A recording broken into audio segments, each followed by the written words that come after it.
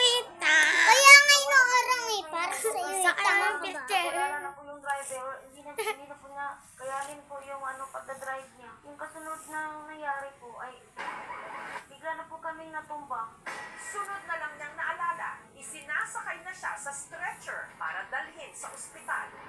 Nakita pa raw niya ang kanyang tatay Delphine. Nakahiga po, parang nakalatay po yung paa niya at yung ulo niya. Ano parang yung sa ano?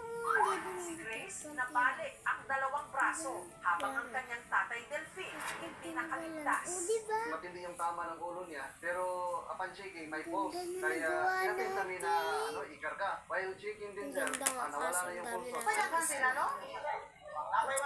Ito lang yung nag-iisang slide. Ito lang yung slide. Kabili lang namin. Papunta pa tayo 4 siya, tapos para mabuhay ka ba? 40, ay Yun 59 lang yan. yung dito 59. Diba sa... pansin sa isang boss. Sabi. Kaya po. 29 ka dyan, 100. Ang 29 Sino at ko lang? sakay ng Oh, accidenting bus, 144, mga criminology 144. student ng St. Joseph College na dadalo sana sa kanilang ROTC graduation sa Pagadian City. Drake Ryan! Isa sa kanila ang 18 anyos na si Roy, anak ng byudang si Adi. Medyo may buntag tayo, mamalino pa rin rescue tayo na hulog ang bus dire sa kwan. Hindi ako nagkapagsalita para ako na siya. Si Adi agad pinuntahan ang Rural Health Unit kung saan dinala si Roy. Pagdating namin doon, wala.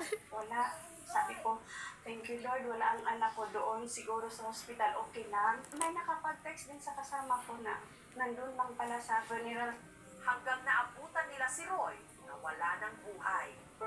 Pagdating ko doon, kahit hindi ko pa nakita yung mukha ng anak ko, nung kahit pa lang kilala ko na po siya. Si Adi nanghihinayang na hindi na natupad ang pangarap ng kanyang anak na maging sundalo. Sabi ko, ya, kawawa ka. Ang bait mo. Hindi ko ma-imagine po yung anak ko. Ang bait-bait ng anak ko po, sir.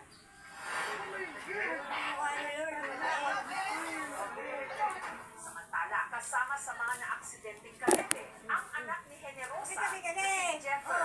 Isinugod si Jeffer sa ospital nung nagsuka ito